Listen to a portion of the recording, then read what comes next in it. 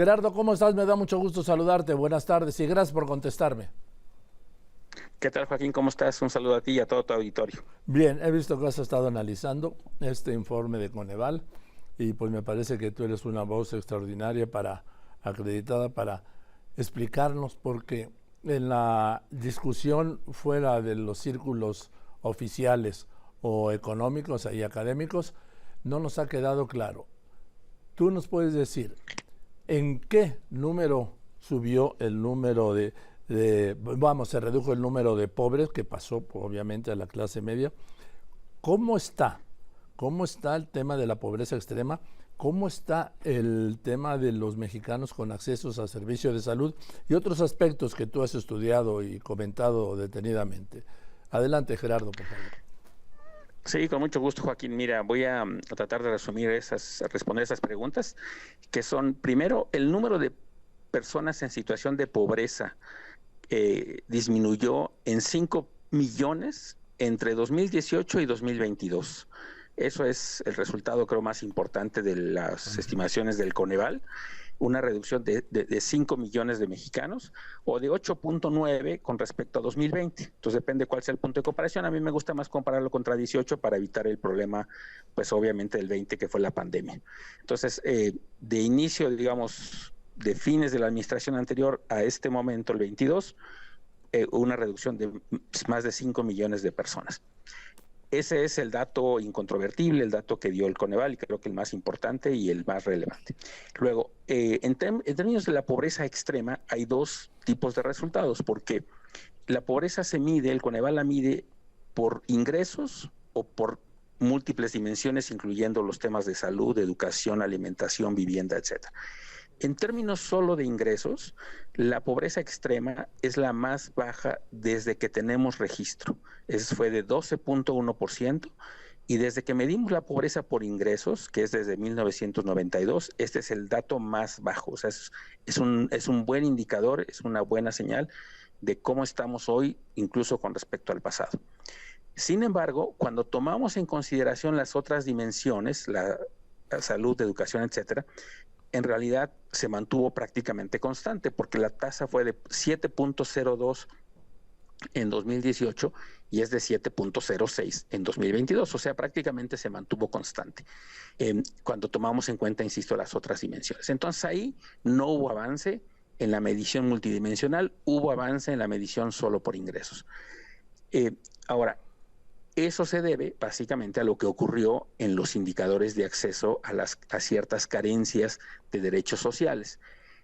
Recordemos que Coneval mide, además del ingreso, si la gente tiene acceso a ciertos servicios, por ejemplo, de salud, de educación, de vivienda, etcétera. Y el principal problema que se demostró en la encuesta es un incremento muy significativo que no se puede minimizar, de 30 millones de mexicanos que antes tenían acceso a los servicios de salud y que hoy responden no tenerlo. Sin embargo, hay que precisar también qué quiere decir eso. Quiere decir que cuando le preguntan si están afiliados a un sistema de salud, ya sea el IMSS, el ISSSTE u otros privados, se responde que no. Y la razón tiene que ver, como se ha discutido un poco en estos días, pues con un intento fallido, desafortunadamente, de esta administración de sustituir al Seguro Popular por el llamado Instituto de Salud para el Bienestar o INSABI. Ese intento fue fracasado y no se comunicó bien a la gente. La gente no sabe en este momento en dónde acudir en caso de requerir alguna consulta, una atención médica si se enferman.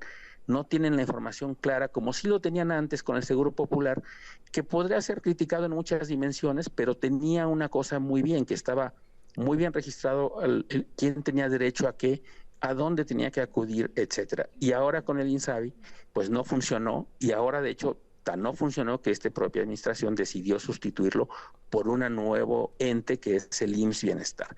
Entonces hay una cierta confusión, yo diría, en la población de cómo acceder, cómo reclamar su derecho a la salud, lo cual no necesariamente implica, y eso es muy importante también decirlo para no sobreestimar el problema, no necesariamente implica que no hay acceso a la salud.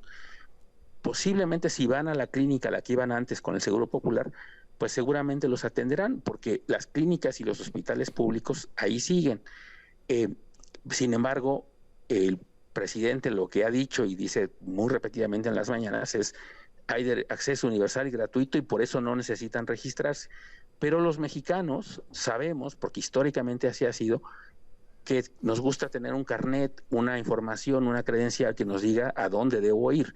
Eso es lo que yo creo que falló lamentablemente el INSABI, y esperemos que el IMSS Bienestar pues no incurra en ese problema para que la gente sepa a dónde acudir y se restablezca el acceso a los servicios de salud, que hoy en día, como dije, hay una carencia revelada por la encuesta muy importante, ¿no? Sí, porque estoy hablando con el maestro Gerardo Esquivel, porque mexicano en pobreza, que no sepa dónde ir a atenderse de un problema de salud, es como si no lo tuviera, ¿no? Hablamos de esas partes remotas de México.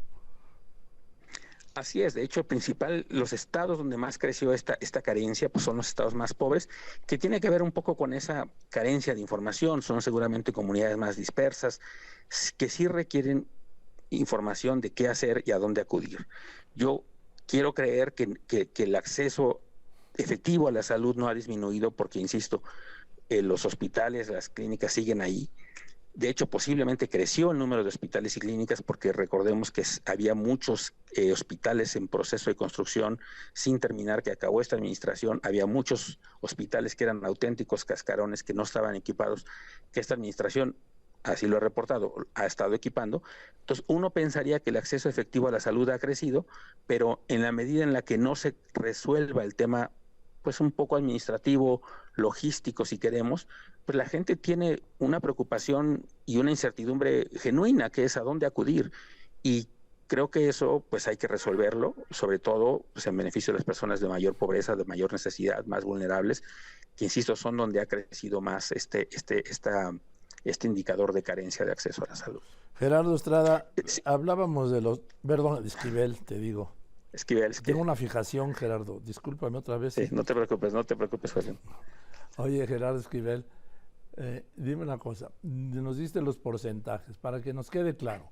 ¿Tienes a la mano el número de mexicanos en pobreza extrema, en pobreza, que salieron de pobreza, en número, sí? ¿En cuántos millones? Para que nos quede claro por encima de los porcentajes. Sí, el número de personas que salieron de la situación de pobreza multidimensional de entre 2018 y 2022 es de 5.1 millones de personas. Ese es el número relevante. Ahora estamos en una tasa de pobreza de 36.3%, que son poco más de 40 millones de mexicanos en situación de pobreza, pero el número relevante es esta reducción de 5.1 millones de mexicanos que antes eran considerados pobres y que ahora no lo son. Y eso es importante señalarlo, a pesar de este incremento en la carencia de acceso a los servicios de salud. O sea, he escuchado a gente que trata de contraponer este resultado como para decir que esto contradice o minimiza el resultado de la reducción de la pobreza. Yo creo que es importante decir que la medición del Coneval ya toma en consideración este aumento en la carencia de acceso a servicios de salud, y que a pesar de eso se redujo la pobreza en esta magnitud, que no es menor, 5 millones respecto al 2018. Esta situación yo la vería por el aumento en los salarios mínimos, los planes sociales del presidente López Obrador, y también de un modo muy importante las remesas, ¿no, Gerardo? Mira, lo más importante es posiblemente las dos primeras que mencionaste, el tema del salario mínimo, el tema de los programas sociales. El tema de las remesas no es tan relevante porque su participación en el ingreso, aunque obviamente para quien la recibe es muy importante, la participación en el ingreso de los mexicanos en general es relativamente baja, es alrededor de 2.5%. Entonces, eso puede contribuir en algunos hogares, pero no puede explicar la mayor parte de esto que estamos viendo. El otro elemento que sí jugó un papel importante, Joaquín, además del salario mínimo y de los programas sociales, creo yo, es el tema de la focalización en el sur-sureste del país de los proyectos de inversión prioritarios, como el Tren Maya, la refinería y el tren interoceánico, porque por eso es que se observa ahí un gran dinamismo en la actividad económica. Y solo para ilustrar esto con un número concreto, el crecimiento del ingreso en Chiapas, por ejemplo, fue de 20% entre 2018 y 2022, y la reducción de la pobreza en Chiapas fue de más de 10 puntos porcentuales.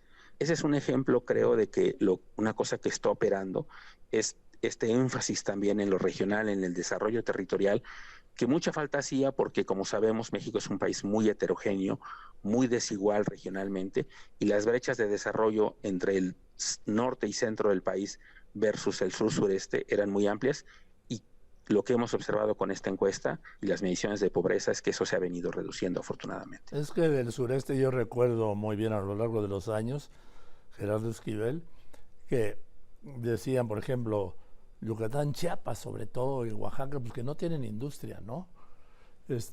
Oiga, ¿por qué no se hay distribución de gas en Chiapas y en Oaxaca?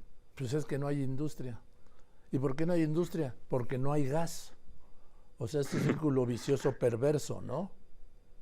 Así es, y pues un poco lo que se espera ahora es que se detone un poco de actividad económica. Creo que lo más importante para detonar actividad económica, va a haber actividad turística, obviamente, por el Tren Maya, va a haber actividad vinculada al tema petrolero en Tabasco, y va a haber posiblemente actividad industrial si funciona lo del tren interoceánico y si se desarrollan los parques industriales tal y como están previstos. Creo que eso puede ayudar a continuar desarrollando el sur del país, que, insisto, es la zona más rezagada y que pues sí hace falta más inversión, más generación de actividad económica y de ingreso para las personas de esas regiones, por supuesto. Pues Gerardo, maestro Gerardo Esquivel, te aprecio mucho que me hayas contestado el teléfono y aclarado estos puntos, que me parecen muy importantes, además con la capacidad que tienes de explicación.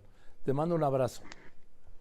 Muchas gracias, Joaquín. Igualmente, y un saludo a todo tu auditorio nuevamente. Gracias, buenas tardes. El maestro Gerardo Esquivel.